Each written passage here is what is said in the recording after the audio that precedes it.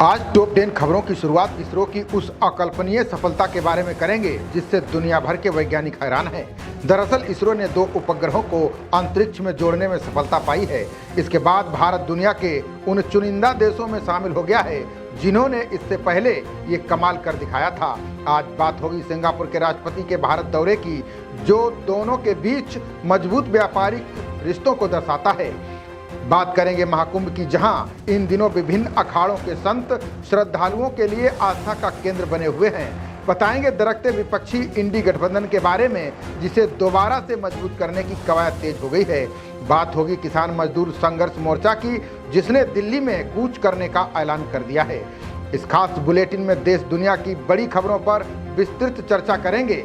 Top 10 खबरों को देखने के लिए हमारे चैनल को सब्सक्राइब करें और हाँ, लाइक और शेयर करना बिल्कुल ना भूलें। पहली खबर देश के अंतरिक्ष विज्ञान क्षेत्र से जुड़ी है, जिसमें भारत लंबी छलांग लगाकर विश्व के चुनिंदा देशों के क्लब में शामिल हो गया है। इसरो ने स्पेस डॉकिंग एक्सपेरिमेंट के तहत आज 2 उपग्रहों की डॉकिंग यानी एक दूसरे से जोड़ने में सफलता पाई है। अंतरिक्ष में डॉकिंग करने वाला भारत चौथा देश बन गया है। इससे पहले रूस, अमेरिका और चीन ही ऐसा करने में सफल रहे हैं। इस मिशन की कामयाबी पर ही भारत के कई महत्वाकांक्षी मिशन निर्भर थे। इसमें चंद्रयान 4 गगनयान और भारतीय अंतरिक्ष स्टेशन जैसे मिशन शामिल हैं। चंद्रयान 4 मिशन में चंद्रमा की मिट्टी के सैंपल पृथ्वी पर लाए जाएंगे, वहीं गगनयान मिशन में मानव को अंतरिक्ष में भेजा जाएगा। बता दें कि इसरो ने 30 दिसंबर 2024 को श्रीहरिकोटा के सतीश धवन स्पेस सेंटर से अंतरिक्ष डॉकिंग एक्सपेरिमेंट मिशन लॉन्च किया था, जिसके तहत 2 स्पेसक्राफ्ट पृथ्वी से 470 किलोमीटर ऊपर तैनात किए गए थे। 7 जनवरी को दोनों स्पेसक्राफ्ट को जोड़ना था, लेकिन इसे टाल दिया गया।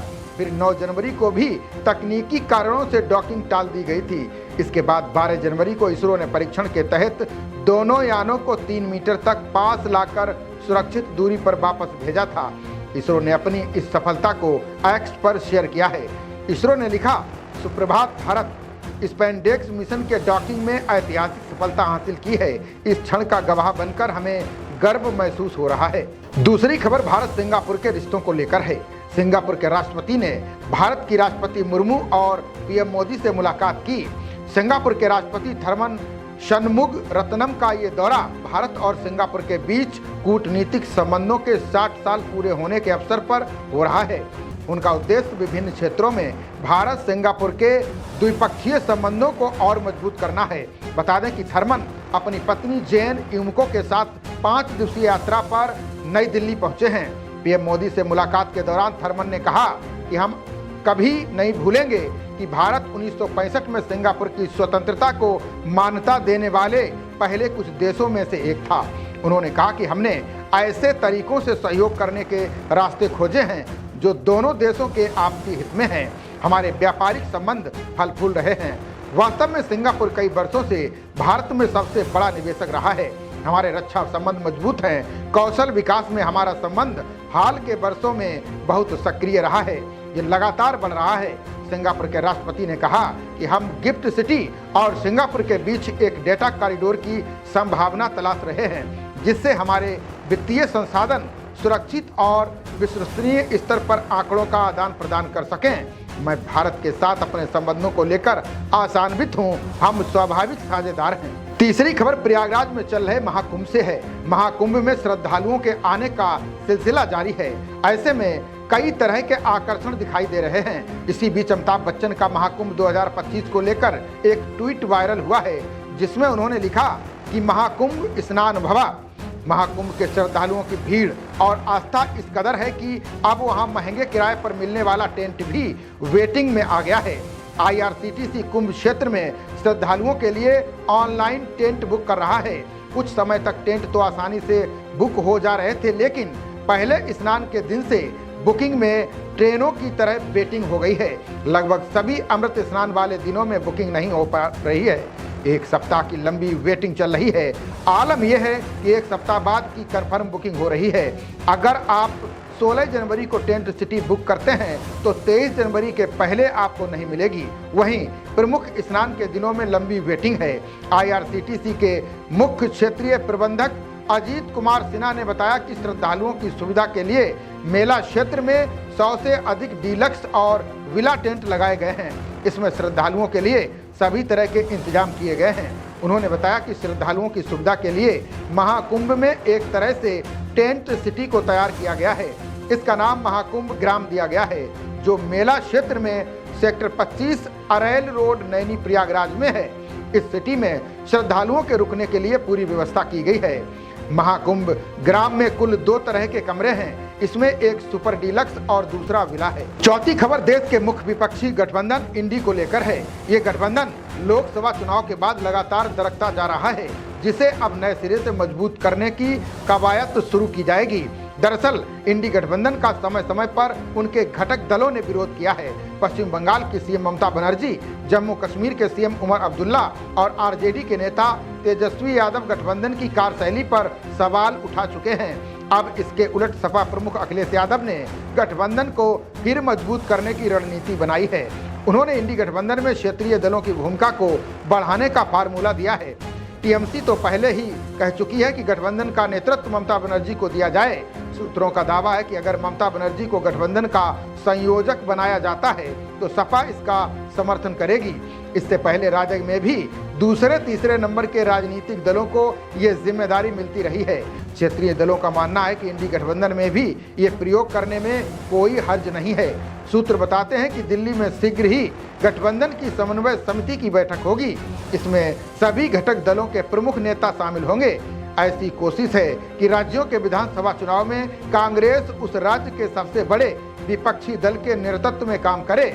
वहीं जब भी लोकसभा चुनाव हो तो राष्ट्रीय राजनीति के मुद्दे मद्देनजर सीटों का बंटवारा हो।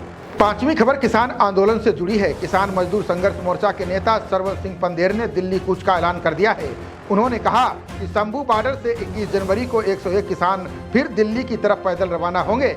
उन्होंने कहा कि दावा किया जा रहा है कि मोदी सरकार किसी के सामने झुकेगी नहीं, लेकिन किसान अडिग हैं। मोदी सरकार से एमएसपी की कानूनी गारंटी लेने के साथ साथ किसानों और मजदूरों के कर्ज भी माफ कराए जाएंगे।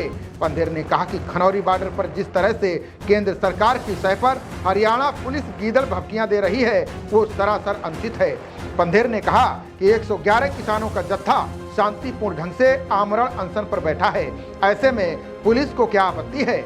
उन्होंने साफ किया कि बॉर्डरों पर आंदोलन जारी रहेगा, फिर चाहे इसमें कितना ही लंबा समय क्यों ना लग जाए और चाहे कितनी ही कुर्बानियां क्यों ना देनी पड़े। बता दें कि पंजाब के किसान अपनी मांगों को लेकर पिछले साल फरवरी से पंजाब और हरियाणा के बॉर्डर पर डटे हुए हैं।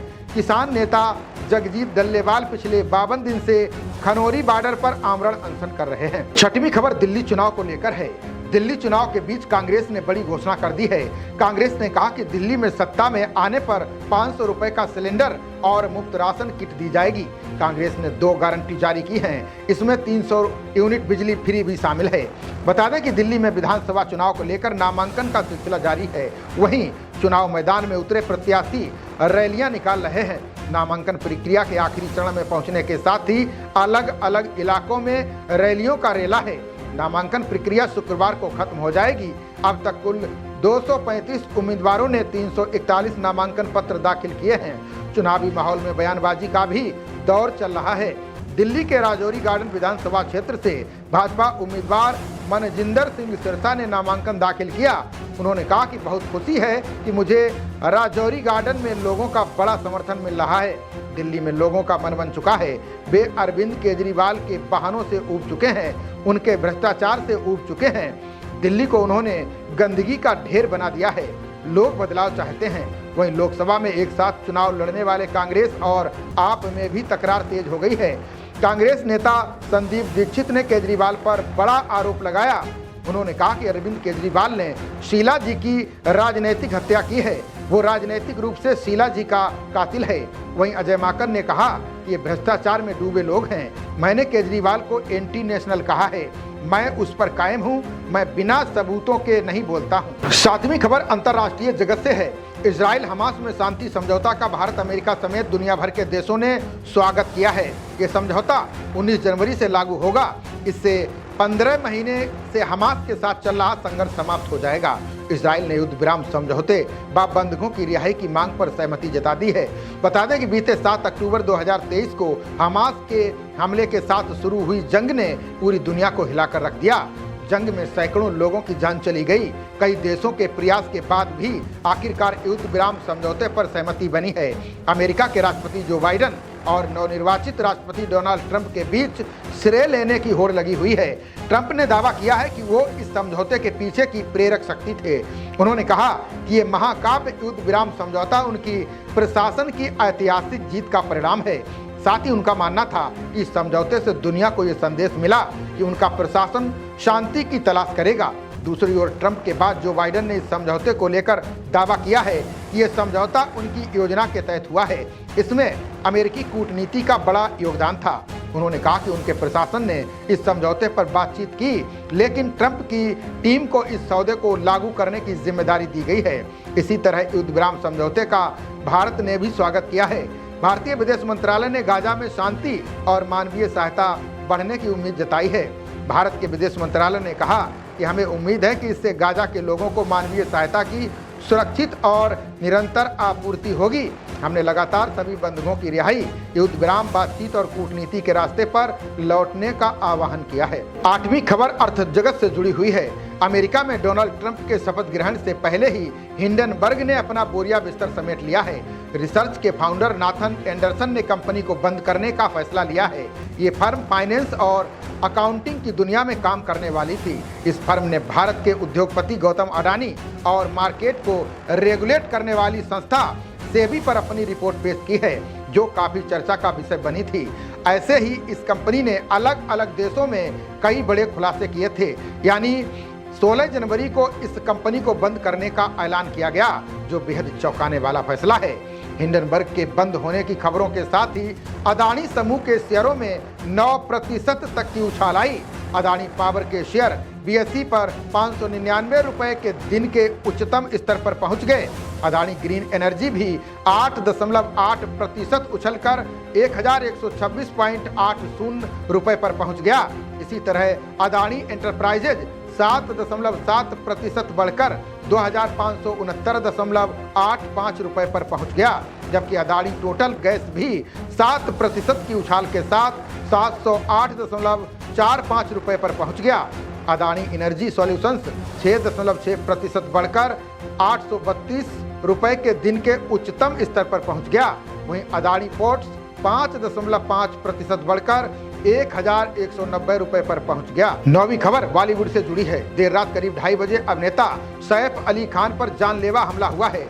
मुंबई के खार स्थित उनके घर में चोरी के इरादे से घुसे बदमाश ने सैफ पर चाकू से ताबड़तोड़ गले, पीठ, हाथ और सिर पर हमले किए। सैफ को गंभीर हालत में लीलावती हॉस्पिटल में भर्ती कराया गया है, जहां सर्जरी के बाद डॉक्टरों ने उनकी हालत खतरे से बाहर बताई है। बदमाश के हमले में सैफ के घर काम करने वाली अरियामा फिलिप उर्फ लीमा भी घायल हुई है। बताया जा रहा है कि चोर ने सबसे पहले नौकरानी से हाथापाई की और जब सैफ ने बीच बचाव किया तो उसने अभिनेता पर हमला कर दिया। शोर शराबे के बीच हमलावर मौके से भागने में कामयाब रहा। हाई सिक्योरिटी सोसाइटी में हमलावर कैसे घुसा और हमला करने के बाद वो भागने में कामयाब कैसे हुआ, पुलिस मामले की छानबीन में जुटी हुई है। इस मामले में पुलिस ने 3 संदिग्धों को हिरासत में लिया और उनसे पूछताछ की जा रही है। मुंबई पुलिस ने मामले की जांच के लिए 7 टीमें तैनात की हैं। एनकाउंटर स्पेशलिस्ट ऑफिसर दया नायक और फोरेंसिक टीम घटना स्थल पर पहुंच गई है। हमले की जांच में खोजी कुत्ते की भी मदद ली जा रही है। 10वीं यानी अंतिम खबर खेल से जुड़ी है। जब से गौतम गंभीर टीम इंडिया के हेड कोच बने हैं, तब से भारतीय टीम का प्रदर्शन कुछ खास नहीं रहा है।